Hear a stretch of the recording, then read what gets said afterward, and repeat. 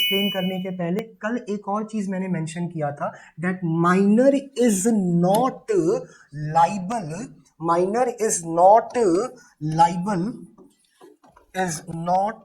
Liable personally, ठीक है, but his asset और प्रॉपर्टी इज लाइबल।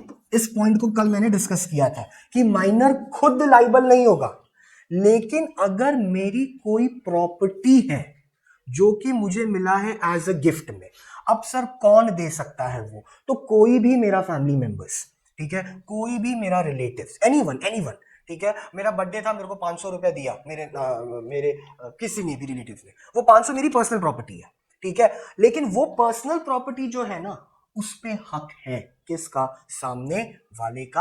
अगर जिसने मेरे लिए खर्चा किया वो अब पैसा मांग सकता है। अंडरस्टूड? फॉर एग्जाम्पल जैसे मैंने इसके ऊपर मिस्टर ए पर 10 लाख रुपया खर्चा किया उसको पढ़ाने के लिए, उसको घर दिया, उसको खाना दिया, और पूरा जब तक वो 18 साल का नहीं हुआ तब तक मेरा कितना खर्चा हुआ, 10 लाख रुपए। ये 10 लाख रुपया मैं डिमांड कर सकता हूं उस बच्चा या उस बच्ची से। अब जब मैं डिमांड कर रहा हूं तो इसका ये मतलब नहीं है कि मैं उसको बोल रहा हूं कि तू मेरे घर पे क्या कर, काम कर, फिटूस, समझा, 18 साल तक तू मेरे घर पे काम कर क्योंकि 18 साल तक मैं तेरे को पाला ना, ऐसा वाला बात नहीं है। अंडरस्टूड? ये नहीं हो सकता। अगर ऐसा कर रहा हूं मतलब वो माइनर को मैं पर्सनली क्या कर रहा हूं, लाइबल। पर्सनली लाइबल कभी नहीं होगा माइनर, ठीक है, हाँ, लेकिन मैं उसके गार्डियन को बोलूंगा कि इसकी जो प्रॉपर्टी या जो गिफ्ट है ना उसको बेचो और मुझे मेरा 20 लाख रुपया क्या करो, वापस दो, जो मैंने इस पर खर्चा किया था। कैसे खर्चा किया था? नेसेसरीज के लिए। अब ये नेसेसरीज क्या है? तो एक बच्चे को पालने के लिए, वो बच्चा इन्फेंट अगर है तो उसको अगर मुझे पालन पोषण करने के लिए जो भी खर्चा हो रहा है उस पर, that all will come under the category of what? Necessaries. तो फूड हो गया, क्लोथिंग हो गया, शेल्टर हो गया, एडुकेशन हो गया, फ्यूनरल, फ्यूनरल बोला तो मरने पे जो खर्चा हो रहा है, फ्यूनरल का खर्चा जो हो रहा है वो भी नेसेसरीज में आता है। तो अगर कोई बंदा किसी माइनर का ये सब खर्चा उठा रहा है, फ्यूनरल जान दो, ठीक है, फूड, क्लोथिंग, शेल्टर और एडुकेशन अगर खर्चा उठा रहा है, ठीक है, तो उस बंदे को पैसा मांगने का हक है। किससे? माइनर से। नॉट पर्सनली बट उसके प्रॉपर्टी पे उसका हक है। Understood? That is what the point says, that minor is not liable personally but the property of minor और the asset of the minor is liable when, sir, when at the time of paying the money. Simple. Understood? अब ये कैसे mention किया है law में? तो section 68 of the Indian contract act 1872 ये mention करता है कि अगर, ध्यान से सुनो, अ claim for necessaries, a claim का मतलब क्या होता है? क्लेम करना, मांगना, ओके, क्या मांग रहे हो? Necessaries item. नेसेसरी क्या है सर? तो वो यहां पर मेंशन किया है। नेसेसरी क्या क्या चीजें हैं, उसमें क्या चीजें नहीं आएंगी? लग्जरियस, ठीक है, फरारी दिया है तुमने, अंडरस्टूड, तो that becomes a luxurious goods, वो नेसेसरीज में आता नहीं है। या कॉस्टली और अननेसेसरी आर्टिकल। अननेसेसरी आर्टिकल मतलब the thing which is not necessary for a minor. Simple. Understood? वापस ऊपर आ जाए तो a claim for necessary supplied to a minor is enforceable by law. Enforceable है मतलब कानून बीच में आएगा, ठीक है। अब क्या है? But a minor is not liable to pay for any price that he may promise more than the value of 100 रुपया खर्चा करके 1000 रुपया मत मांगो। 100 रुपया खर्चा किया तो कितना मांग सकते हो? हाँ, ये मत, माइनर है, उसको समझ नहीं आता, उसको पता नहीं है, उसके ऊपर 100 रुपया खर्चा कर, लेकिन उसके पापा से, उसके गार्डियन से कितना अपन मांगेंगे? 1000 रुपया। ये तो गलत बात है। This can not be enforceable by law. Understood? There is no personal liability of the minor. मेरी पर्सनल लाइबिलिटी कुछ भी नहीं है, मतलब तुम मेरे से काम नहीं करवा सकते, but only his property is, जो मैंने पॉइंट बोला अभी, माइनर पर्सनल लाइबल नहीं है, बट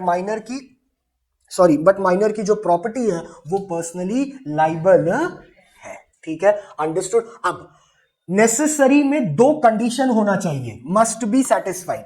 पहला, जो जिस चीज से तुम उसकी मदद कर रहे हो उस बच्चे की, ठीक है, the contract must be for the goods reasonably necessary for his support in station in life. जिसका मतलब है कि जो सामान तुम उस बच्चे को दे रहे हो, रोटी कपड़ा मकान, वो उसके लिए जरूरत है, वो उसको चाहिए, उससे उसकी लाइफ चलेगी तो ही। अंडरस्टूड। जैसे कि for example food is necessary to survive, necessary है। Education is necessary to survive, yes. Clothing is necessary to survive, yes. ये सब नेसेसरी है। अंडरस्टूड। तो इसी को क्लेम कर सकते हो तुम। दूसरा पॉइंट क्या बोलता है, the minor must not have already A sufficient supply of this. अगर उसके पास ऑलरेडी है ये सब चीजें तो तुम दे रहे हो, तो फिर तुम क्लेम कर सकते नहीं हो। समझो, मेरे पास ऑलरेडी घर है सर, मेरे पास ऑलरेडी खाना है सर, मेरे पास कपड़ा है सर। अंडरस्टूड। इसके लिए कंपनीज ना CSR एक्टिविटी, CSR बोला तो कॉर्पोरेट सोशल रिस्पॉन्सिबिलिटी, हमेशा उनके साथ करती है जिनके पास ये सब चीजें ना हो। जैसे कि यहां पर दे कैन क्लेम कि इन बच्चों के पास सर कपड़ा नहीं है, हम दे रहे हैं। इन बच्चों के पास खाना नहीं है, इन बच्चों के पास पढ़ाई नहीं है, इन बच्चों के पास बुक्स नहीं है, इसके लिए मैं दे रहा हूं सर। अंडरस्टूड। मतलब मैं इनके नेसेसरी को क्या कर रहा हूं, फुलफिल। अगर इनके पास ऑलरेडी होता ये सब चीजें, तो क्या ये इसमें आते? तो फिर मेरा CSR कैसे होगा? समाज के प्रति मेरी जो जिम्मेदारी है, रिस्पॉन्सिबिलिटी है, वो मैं फुलफिल नहीं कर पाऊंगा, क्योंकि समाज में ऑलरेडी सबके पास सब कुछ है। अंडरस्टूड। इनके पास नहीं है, इसके लिए मैं इनको क्या कर रहा हूं, मदद कर रहा हूं। Understood. It means I am doing a big thing, I am satisfying the need and the necessaries of a person, जो कि उसके पास नहीं है। अंडरस्टूड। तो उस पर मेरा हक है। तो अगर इन फ्यूचर मुझे वो पैसा मेरा वापस चाहिए तो मैं क्लेम कर सकता हूं, not from him personally, not from her personally, but his और हर प्रॉपर्टी से। पक्का समझा क्या मैंने क्या बोला? Sure, everything is okay. तुमको समझ में आया क्या? ये पॉइंट समझा? इस पे केस स्टडी बहुत आता है। तो जब इसकी केस स्टडी तुम्हारे सामने आए तो तुम्हारा सबसे पहले आंसर का स्टार्टिंग सेक्शन से होना चाहिए, सेक्शन 68। तो कॉन्ट्रैक्ट एग्रीमेंट के और ऑफर एक्सेप्टेंस के अलावा अगर किसी सेक्शन को याद कर रहे हो तो ये याद कर लो। ठीक है, section 68 of the Indian contract act 1872 talks about the liability of minor for necessary. यहां से पॉइंट चेंज हो जाता है। ट्राई टू अंडरस्टैंड बेटा। यहाँ अभी तक हमने पढ़ा कि माइनर लाइबल होता नहीं है, अब धीरे धीरे ट्रैक घूम रहा है, हम उसमें इफ और बट ऐड करते जा रहे हैं कि माइनर सर पर्सनली लाइबल होगा बट उसकी प्रॉपर्टी लाइबल होगी। अभी तक हमने ये सीन नहीं था, अभी था कि माइनर के साथ जो भी इसका है सब गलत ही है, माइनर सब कुछ कर सकता है, माइनर कहीं पर भी कुछ भी कर सकता है, उसको सब कुछ छूट है क्योंकि वो कौन है।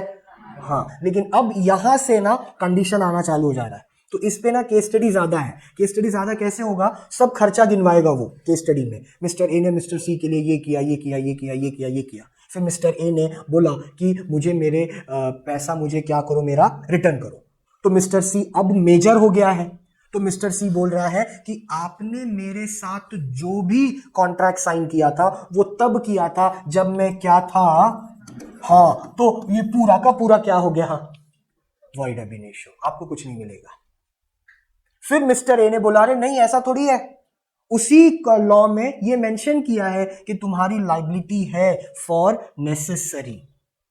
Then you as a third party what you will suggest, या तुमको इस केस स्टडी से क्या समझ में आता है कि क्या मिस्टर ए लाइबल है? हाँ, yes. Why? Because under 68 of the Indian Contract Act 1872 it is stated that जो भी नेसेसरी चीज दिया है माइनर को उसका एनफोर्सेबल है। कहां पर? लॉ में। Then again you will write कि माइनर पर्सनली उन चीजों के लिए लाइबल नहीं है, बट उसकी प्रॉपर्टी लाइबल है। देन यू विल एक्सप्लेन कि व्हाट इज नेसेसरी। तो नेसेसरी के लिए फिर तुम ये वाला सेंटेंस यूज करो कि necessary means those item which is needed for a survival of a minor. Understood? It includes food, clothing, shelter, and it also include what your what it is there, education and funeral ceremony. किधर गया वो? हाँ, इधर भी है। See this point, expenses on minors education, on funerals come within the scope of word of। तो ये देखना केस स्टडी में कि क्या इसके फ्यूनरल पे भी खर्चा किया था क्या, तो वो भी पैसा क्लेम कर सकता है। नेसेसरीज वाला समझ गया? ओके, अब हम पढ़ेंगे ये वाला इंपॉर्टेंट चीज है, not this is again very important, ठीक है, कि फैमिली कितने हद तक सपोर्ट करेगी या गार्डियन कितने हद तक सपोर्ट करेगा, किसको? माइनर को। और इंपॉर्टेंट चीज है कि सर गार्डियन है कौन? कोई भी एवरी पर्सन उठ के गार्डियन बन सकता है क्या? नहीं, तो उसको अप्रूवल मिलना चाहिए, वो सर्टिफाइड गार्डियन होना चाहिए। अब ये अप्रूवल और सर्टिफाइड वाला कहानी कहां से आएगा? तो it will come under by court, ठीक है, अंडरस्टूड? तुम माइनर से प्रॉपर्टी परचेस नहीं कर सकते, करवा सकते, लेकिन उसके प्रॉपर्टी को तुम एज अ गार्डियन बेच सकते हो। समझा मैंने क्या बोला? नहीं समझा? ठीक है, तो mister A, understood, mister B and mister C, life is hard, क्या लिखा है वो? चिट्ठी टी शर्ट पे दे रहे हैं। ओके, तो ये हो गया माइनर, अंडरस्टूड? तो मिस्टर ए, मिस्टर बी और ये हो गया माइनर, ठीक है। मिस्टर बी जो है he is a guardian of minor. Parents को तुम साइड में रखो, ठीक है, गार्डियन पे फोकस करो। तो अब ये आदमी क्या कर सकता है मालूम है? ये इसके सहारे प्रॉपर्टी परचेस नहीं कर सकता, ठीक है, क्योंकि प्रॉपर्टी परचेस किया तो क्या भरना पड़ेगा? पैसा कहां से भरेगा ये बेटा? क्योंकि ये तो कौन है? हाँ, ये क्यों भरे पैसा? ये गार्डियन है, इसका मतलब अलग होता है हमारे लॉ के टर्म में। गार्डियन मतलब वो नहीं कि तुम्हारे पर जान निछावर कर दे, नहीं, तुम्हारी देखभाल, which is called care taker. एक अगर सोबर इंग्लिश वर्ड में यूज करूं ना मैं, तो उसको हम क्या बोलेंगे? केयर। हाँ, केयर टेकर का मतलब केयर करना और टेक करना, बस, उससे ज्यादा का लाड़ प्यार नहीं है, अंडरस्टूड? तो मैं प्रॉपर्टी इसके नाम पे परचेस नहीं कर सकता, लेकिन इसके प्रॉपर्टी को मैं बेच सकता हूं, टू गिव मनी टू जिसने खर्चा किया इसके ऊपर, नेसेसरी वाला पॉइंट, ठीक है, और स्पेसिफाई होगा। तो देखो क्या लिखा है? Minor's agreement is void. A, are you alive? हाँ, तो माइनर्स एग्रीमेंट इज वॉइड, खत्म, ठीक है। His guardian can under circumstances enter into a on behalf of, simple, पहला पॉइंट बोल दिया, माइनर से एग्रीमेंट क्या है? वॉइड है, खत्म। लेकिन बट इफ अगर गार्डियन बीच में आ रहा है, उसके बिहाफ में काम कर रहा है, तो वो कॉन्ट्रैक्ट क्या हो जाएगा? Valid. Where the guardian makes a contract for the minor अपने कॉम्पिटेंसी से, which is for the benefit of the हाँ, ये याद रखना, मैं इसकी प्रॉपर्टी इसके लिए बेच रहा हूं क्योंकि जिसने इसका ध्यान रखा था वो पैसा मांग रहा है, इसके लिए मैं उसको पैसा दे देता हूं ताकि जब ये मेजर हो जाए ना, इसके ऊपर कोई टेंशन ना रहे, अंडरस्टूड? ठीक है, बेनिफिट ऑफ द गार्डियन नहीं लिखा है, यही छोटा छोटा वर्ड केस स्टडी में काम आएगा। तो बेनिफिट किसका होना चाहिए? माइनर का। केस स्टडी पढ़ के समझ में आना चाहिए अपने को फटाक से कि बेनिफिट किसका हो रहा है, गार्डियन का हो रहा है या माइनर का। अगर गार्डियन का बेनिफिट हो रहा है मतलब गड़बड़ है, अंडरस्टूड? देखो परचेस में किसका बेनिफिट हो रहा था, क्योंकि प्रॉपर्टी तुम खरीद रहे हो, तो प्रॉपर्टी तुम कोर्ट में बोलोगे सर ये बच्चा प्रॉपर्टी कैसे मैनेज करेगा, तो प्रॉपर्टी मैनेज करेगा कौन? हाँ, तो प्रॉपर्टी फिर धीरे धीरे किसके नाम पे ट्रांसफर हो जाएगी। तो कल ये लड़का जब मेजर हो गया, इसने अपने चाचा को पूछा प्रॉपर्टी दे, ये बोल रहा नहीं है, तेरे नाम पे ही नहीं है, क्योंकि प्रॉपर्टी किसके नाम पे करवा ली मैंने। समझा? परचेस में किसका फायदा हो रहा था? गार्डियन का। नहीं, अपने को बेनिफिट किसका मांगता है, लेकिन सेल में बेनिफिट किसका हो रहा है? माइनर का, क्योंकि पैसा मिल रहा है ना। प्रॉपर्टी बेच के ये पैसा नहीं दिया मुझे, पैसा अपने पास ही रखा, तो कम से कम पैसा तो इसके पास है ना। अंडरस्टूड? पक्का? तो बेनिफिट हमेशा किसका होना चाहिए? माइनर का. But all the contracts made by the guardian on behalf of a minor are not valid. यहां पर वो वाली पॉइंट आ जाता है. ठीक है. For example, the guardian of a minor has no power to bind. Bind मतलब दबाव में प्रेशर करना माइनर को कि कॉन्ट्रैक्ट साइन कर, by a contract for the purchase of. हाँ, ये भी याद रखना. अंडरस्टूड? ये सब अंडरलाइन करते चलो. रे बाबा, तुम्हारे पास नोट्स वोट्स बुक है नहीं है तो लिखो. अंडरस्टूड? मतलब तुम लाया है बुक? बुक है, आ गया, सबको मिल गया बुक. नहीं मिला तो कर लो फिर. ठीक है. Immovable property, because this is all important point. Immovable property purchase कर सकता. इमूवेबल प्रॉपर्टी बोला तो सिंपल, वही मैंने बोला, जमीन वमीन नहीं खरीद सकते. But a contract entered into bye a certified guardian appointed by the court for a minor with the sanction of the court for the sale of minors may be enforced. तो purchase के time पर minor के shoulder पे रख के तू land purchase कर सकता नहीं है. ठीक है. लेकिन सेल तू कर सकता है. Understood? Do you get that point? ठीक है. तो ये सिक्स्थ वाला और वो जो पांचवा पॉइंट था, that is very very very much important for your case study, because यहाँ पर चीजें थोड़ी सी बदल जाती हैं. माइनर लाइबल धीरे धीरे हो रहा है, नॉट फिजिकली लाइबल हो रहा है, बट उसकी प्रॉपर्टी क्या हो रही है? लाइबल हो रहा है. ठीक है. Now when you come to the next point, no specific performance. Minor, ये सिंपल है, इसमें ज्यादा लॉजिक नहीं है. इसमें सिर्फ एक लॉजिक है कि माइनर के साथ जो भी कॉन्ट्रैक्ट है वो कोई भी परफॉर्म्ड कर सकता नहीं है. इसके लिए लिखा है नो स्पेसिफिक परफॉर्मेंस. ठीक है. एक वाला पॉइंट वापस बहुत सिंपल है, नो इंसॉल्वेंसी. तो माइनर कैन नॉट, तो मतलब ना, how much tricks you want to survive, you have the one trick with you, that you are what? Minor. You are what? Minor. This trick is enough for you. Solvent, as he is incapable of contracting debt and due. Payable, पे कर सकता है, but किससे पे करेगा? And he shall never ever be held personally liable. वो वापस चीज आ गया. तो minor can not declare himself as a insolvent, because तुम इंसॉल्वेंट हो ही नहीं सकता. दूसरा, तुम्हारा जो भी खर्चा हुआ है, तुम्हारे पर जिसका खर्चा हुआ है, वो क्लेम कर सकता है वो, लेकिन वो क्लेम तुमको पर्सनली नहीं करेगा, वो तुम्हारे प्रॉपर्टी पर क्या कर सकता है? क्लेम कर सकता है. अंडरस्टूड? माइनर्स प्रॉपर्टी का मतलब, ये प्रॉपर्टी वर्ड सुन के तुम बहुत बड़ा चीज मत समझो कि सर प्रॉपर्टी मतलब कुछ भी हो सकता है क्या. हमको तो ऐसा नहीं है कुछ, मतलब हमारे नाना ने, हमारे दादाजी ने हमको जमीन वमीन तो नहीं दिया है. हमको नहीं दिया इसका ये मतलब नहीं कि ब्रह्मांड में किसी को भी नहीं दिया है. ठीक है. अब मुकेश अंबानी, आनंद अंबानी का जो लड़का है, उसको तो गिफ्ट में क्या मिलेगा? Teddy bear. समझ रहा है तू? बात समझ रहा है? तो उसके बेटे के पास उसका पर्सनल प्रॉपर्टी है, गाड़ी है, लैंड है, गिफ्ट्स है, चेन है, नेकलेस है, डायमंड्स है, वो पर्सनल प्रॉपर्टी में ही आएगा उसके. अंडरस्टूड? उसके बच्चे के, तो वो बेचना पड़ेगा. अंडरस्टूड? फाइन. तो फिर उसके बाद पार्टनरशिप वाला, पार्टनरशिप सेम चीज है. ठीक है. वापस वही सेक्शन रिपीट हुआ है, section 30 of the Indian partnership act admitted to the benefits of partnership. Minor can be a partner, minor will get the profit, but minor will not invest any capital. Okay. Minor can be an agent. Okay. Minor can be agent का मतलब principal और agent है. ठीक है. लेकिन agent कभी पकड़ा जाएगा नहीं, क्योंकि एजेंट कौन है? माइनर है. हमेशा पकड़ा कौन जाएगा? प्रिंसिपल. वही चीज वहां पर लिखा है, a minor can act as a agent but he will not be liable to his principal for his act. तो जो भी चीज गलतियां मैंने की है उसको तुम माफी दे सकते हो, देना पड़ेगा, because I am what? Minor. Okay. Now the next what we have, this is again very important. ये वो नेसेसरी जैसा है, या तुम्हारा माइनर का प्रॉपर्टी का जो था गार्डियन वाला, वैसा ये इंपॉर्टेंट पॉइंट है.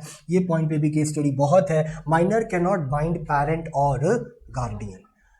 इसका पॉइंटर पढ़ने से अच्छा तुम पहले एग्जाम्पल रीड करो. एग्जाम्पल बहुत ही सिंपल है, सिर्फ माँ बाप को पता नहीं है, इसके लिए माँ बाप उस चीज की जिम्मेदारी नहीं ले रहे हैं. नहीं दिख रहा एग्जाम्पल क्या? तो मैं ऐसे चला जाता हूं. Check the example.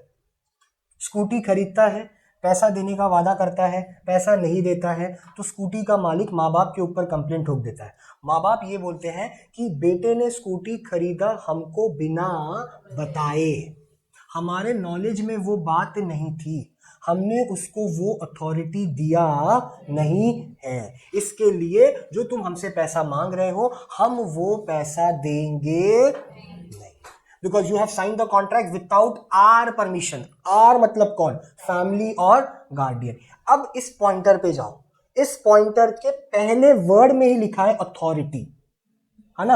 Understood? In the absence of the authority, absence बोला तो परमिशन नहीं दिया गया है, एक्सप्रेस और इंप्लाइड। एंड इनफैक्ट मतलब वही minor is not capable of binding, pressurising his parents और गार्डियन इवन फॉर necessaries। ठीक है? The parents will be held liable only when the child is acting as a, तो scooty वाले example में वही था, स्कूटी इसने हमसे पूछ के खरीदने गया नहीं था, ये अकेले जाके खरीद के आया, हमको उस बात की नॉलेज नहीं थी। Then we are not responsible, we are not liable to pay you a single penny because our authority was not there and you have signed a contract with a minor। तो पहले तो तुम खुद गलत हो। ठीक है?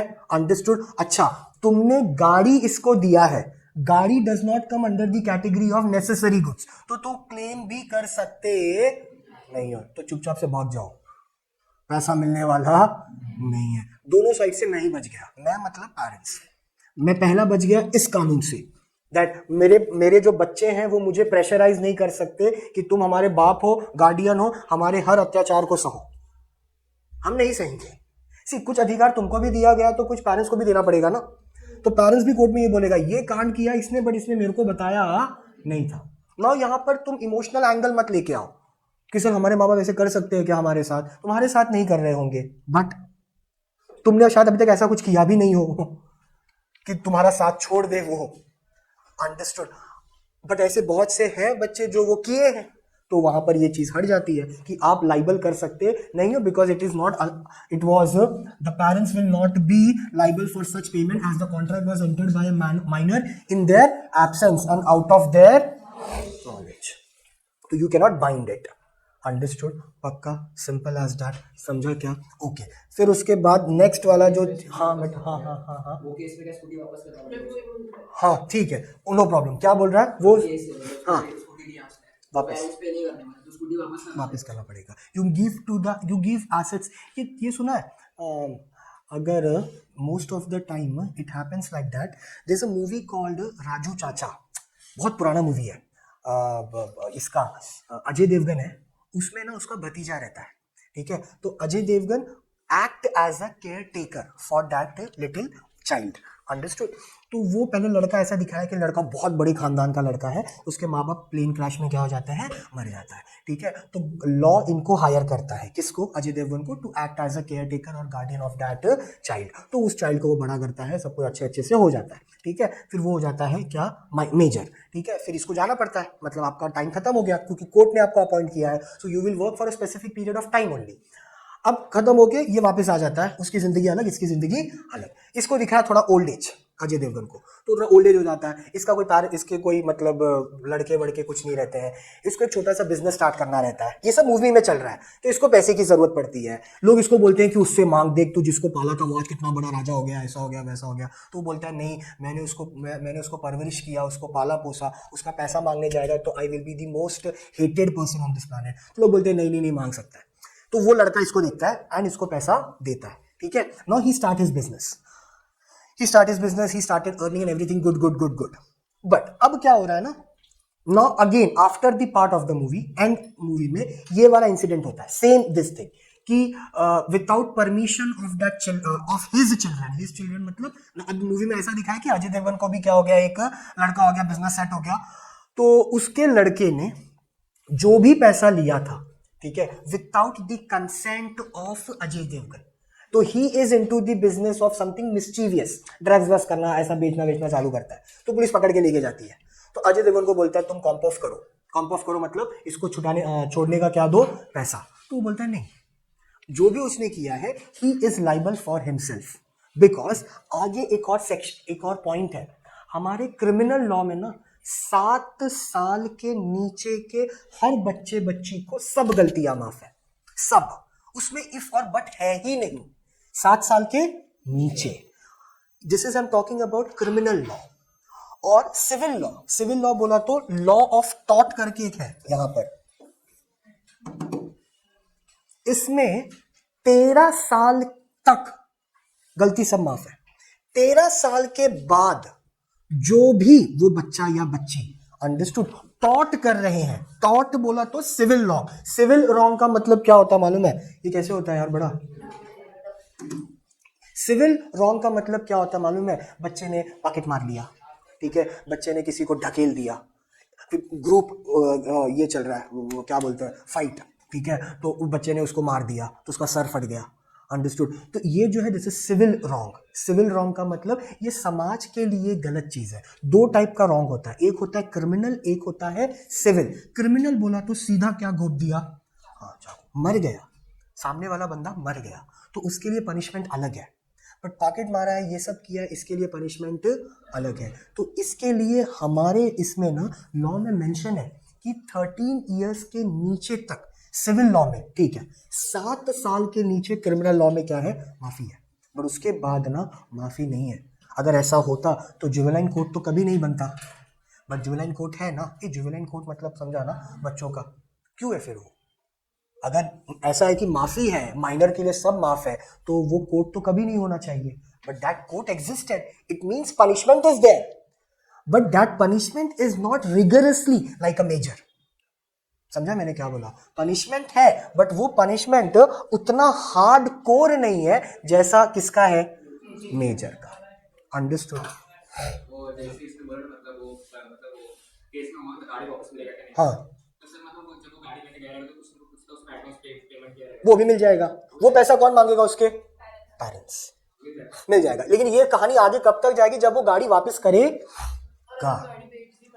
नहीं, गाड़ी सी अगेन, माइनर गाड़ी बेचने जा रहा है ना, तो you are doing a contract for sale of goods.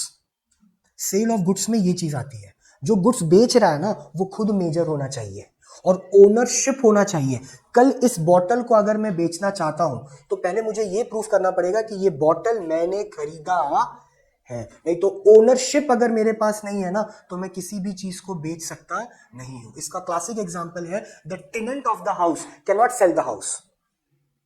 ये समझा क्या मैंने? क्या पक्का? टेनेंट बोला तो कौन?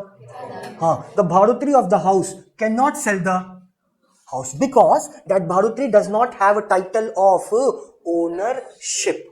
सेकंड जो हमारा मॉड्यूल है सेल्स ऑफ गुड्स एक्ट, वो भी काफी तगड़ा है, उसमें ये सब चीजें हम पढ़ते हैं कि बेचने के लिए कोई किसी को भी कहीं पर भी बेच सकता नहीं है, बेचने के लिए टाइटल ऑफ ओनरशिप होना चाहिए। ओके फाइन, समझ गया क्या ये? Now the next part is what? Minor cannot be, minor can be an agent, simple, ठीक है, ये भी हो गया। माइनर कैनॉट बाइंड पेरेंट और guardian, joint contract by minor and adult. अब इसमें सीधा इंपॉर्टेंट है कि पूरा का पूरा इंपॉर्टेंस या पूरा का पूरा बेनिफिट किसको दिया जाएगा? फिर तुम बोलो सर वो मर गया तो किसको जाएगा? बिकॉज वो उसका नॉमिनी है। इंश्योरेंस का एग्जांपल यहां पर ले लो, ठीक है। इंश्योरेंस के एग्जांपल में नॉमिनी जो है वो एलआईसी का पेपर साइन नहीं करता है, एलआईसी का पेपर साइन करता है पापा और मम्मी ही। लेकिन अगर उनको कुछ हुआ तो वो पैसा किसको चला जाता है? क्योंकि कहीं ना कहीं उस पेपर पे, उस पॉलिसी पर, उस एग्रीमेंट पे माइनर का नाम लिखा गया था। कहां पर लिखा गया था सर? नॉमिनी के ब्रैकेट में। तुम इंश्योरेंस का पेपर कभी देखा है क्या? जब पापा खरीदते हैं तो उसमें देखो लिखा होता है नॉमिनी का नाम लिखो, तो तुम्हारा ही नाम लिखते हैं ना तुम्हारे माँ बाप। अंडरस्टूड? तो वो जो बेनिफिट है वो तुमको इसके लिए मिलता है क्योंकि नॉमिनी के ब्रैकेट में तुम्हारा नाम था। अंडरस्टूड? भले कॉन्ट्रैक्ट हुआ है पापा मम्मी के साथ, but you will also act as a beneficiary, तो इसलिए आपको बेनिफिट है। सिंपल। फिर guarantor of for a minor, minor कभी भी गारंटर नहीं बन सकता क्योंकि माइनर खुद क्या है? माइनर है। गारंटर बोला तो गारंटी लेना। 90s में होता था बैंक ओपन, जब बैंक का खाता ओपन करने जाना पड़ता था, अकाउंट ओपन करने जाना पड़ता था 90s में, तो आज की तरह आधार कार्ड पैन कार्ड दिखा के अकाउंट ओपन नहीं होता था। उस टाइम पर if you want to open an account you need to go with ration card, light bill, and a guarantor. और वो गारंटर कोई ऐसा वैसा नहीं, उस गारंटर का भी राशन कार्ड होना चाहिए, उस गारंटर का भी क्या होना चाहिए, लाइट बिल, और वो गारंटर का अकाउंट हमारे बैंक में होना चाहिए। तो ऐसे आदमी को ढूंढो या ऐसे आदमी को गारंटर बनाओ जिसका ऑलरेडी अकाउंट उस बैंक में है, जिसमें तुम्हें अपना अकाउंट क्या करना है। Did you understood? Did you understood the game?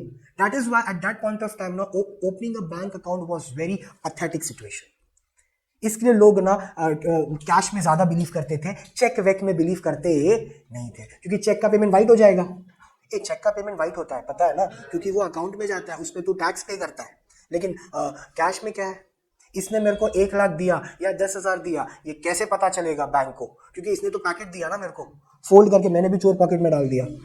हाँ, चोर पॉकेट इधर होता है ना, हम लोग चले गए तो पता ही नहीं चला। बट बैंक में चेक जाएगा तो सबको पता चलेगा, सबको मतलब आरबीआई तक, कि इसके अकाउंट में इतने का क्या हुआ है ट्रांजैक्शन। क्योंकि वो टाइम पे अकाउंट ओपन करना क्या होता था, टेंशन, क्योंकि गारंटर ढूंढो। अंडरस्टूड? बट आज वैसा सिनेरियो, तो माइनर गारंटर नहीं होगा, क्योंकि माइनर खुद क्या है, माइनर है। Understood? See the point. In a contract of guarantee, ठीक है, ये है हमको कॉन्ट्रैक्ट ऑफ स्पेशल कॉन्ट्रैक्ट करके एक यूनिट है तुमको, उसमें ये आएगा। इन contract of guarantee a adult stands surety for a minor. A surety बोला तो हाँ, इसकी रिस्पॉन्सिबिलिटी अश्योरेंस कौन ले रहा है, मैं। Understood? So an adult stands surety for a minor, then he मतलब adult is liable to a third party, and there is a direct contract between the surety and the, हाँ, तो guarantor बीच में आया नहीं, क्योंकि गारंटर माइनर है, और minor की पूरी गारंटी कौन ले रहा है, अडल्ट। तो adult act as a guarantor for whom, for a minor. तो अगर माइनर ने कुछ जोड़ झपाट किया तो माइनर से पैसा नहीं लिया जाएगा, किस अडल्ट पैसा किसको देगा, थर्ड पार्टी। अंडरस्टूड? पक्का समझा क्या मैंने क्या बोला।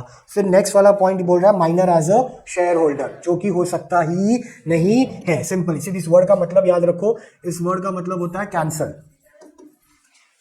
अ minor being incompetent to contract can not be a share holder of the company, can not be. If by mistake he becomes a member, the company can cancel the transaction and remove his name from register। बोला तो वही ROC नहीं, वो registrar of companies है। Register मतलब book. Understood? But a minor may acting though his lawful guardian becomes a share holder by transfer और transmission of shares.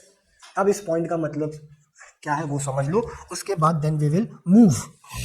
इसके लिए एक पूरा लगेगा टाइम, लाइबिलिटी फॉर टॉट के लिए। इसी 2 टाइप शेयर्स पता है ना, ट्रांसफर होता है from one person to another. So the shares which are freely transferable from one person to another is called transfer of shares. IPCC में लॉ में ना, जैसे ये पूरा साल हम कॉन्ट्रैक्ट, बिजनेस लॉ और contract, sale of goods act, negotiable, इसके एंड में हम थोड़े कंपनीज लॉ के बारे में भी पढ़ेंगे। आईपीसीसी तो पूरा कंपनीज लॉ पर है, वहां पर कॉन्ट्रैक्ट नहीं है। थोड़ा सा उसका पार्ट तुम्हारे लास्ट वाले मॉड्यूल में बात किया है, लेकिन आईपीसीसी पूरा है। तो उसमें ना याद रखना कि transfer of shares and transmission of shares both are different. Transfer of shares, क्या कैलकुलेट कर रहा है बेटा? ट्रांसफर ऑफ शेयर्स का मतलब है कि मिस्टर ए ने मिस्टर बी को शेयर क्या कर दिया, transfer. Whether mister B knows to mister A, not necessary. Whether mister A know to mister B, not necessary. Transfer कर दिया, ठीक है। फिर बी ने उठा के वो शेयर किसको ट्रांसफर कर दिया, सी को। So whether C knows mister A, not. Whether C knows to mister B, not. Whether B know mister C, not. कोई किसी को जानता, बट शेयर क्या हो रहा है, from one person to, from another person to, चल रहा है ये, ठीक है। But transmission of share is not like that. Transmission of shares तभी होगा अगर जिसके पास शेयर था, ठीक है, जैसे मिस्टर ए के पास शेयर था, तो मिस्टर ए का क्या हो गया है, डेथ, या मिस्टर ए क्या हो गया है, इनसेन, या मिस्टर ए क्या हो गया है, इनसॉल्वेंट।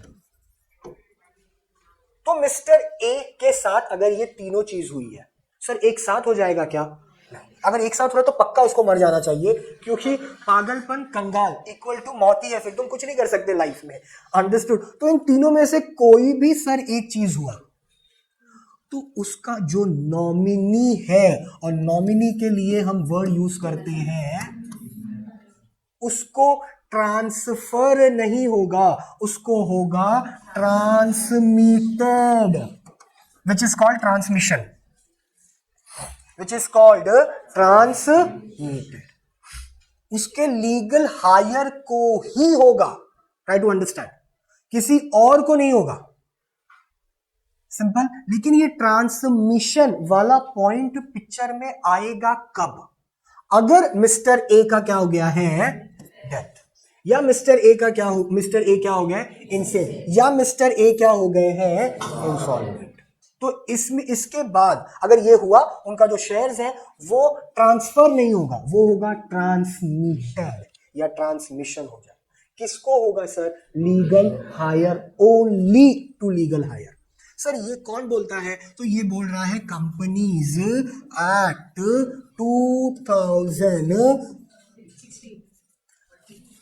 2013। अब इसमें चेंजेस और आया है, ठीक है। 2013 के ऑपरेशन ऑफ लॉ एक सेक्शन है, उसमें ये चीज मेंशन किया है।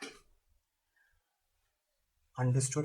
पक्का? सी 16 इंप्लीमेंट अभी तक नहीं है, मतलब what you can say, rules and regulations आज भी हम जो फॉलो कर रहे हैं ना, पहले वो 1956 का था, फिर 2013 आया। 16 इट्स एन अमेंडमेंट। अमेंडमेंट का मतलब क्या होता है? एक प्रपोजल दिया है, I have proposed you, now it is up to you whether you like me, hate me और flush me. Understood? Simple as that. if you accept it, then it will become a law, otherwise it is just an amendment, a change, a proposal. Simple as that. Understood? So transfer जरूरी नहीं है कि legal higher को ही हो, transfer कोई किसी को भी करता है, इसलिए मैंने बोला एक दूसरे को लोग जानते नहीं है ट्रांसफर में। लेकिन जब तुम ट्रांसमिशन का बात कर रहे हो तो मतलब जिसके पास शेयर पहले था, या तो उसका डेथ हुआ है, या तो वो पागल हो गया है, या तो वो इंसॉल्वेंट हो गया है, इसके लिए उसके शेयर को उसके लीगल हायर को ही दिया जाएगा बाय ऑपरेशन ऑफ लॉ। कहां पर लिखा है? Companies act 2013। तब वहां पर माइनर पिक्चर में आएगा, क्योंकि माइनर उसका लीगल हायर है। अंडरस्टूड? पक्का? Did you understood the point?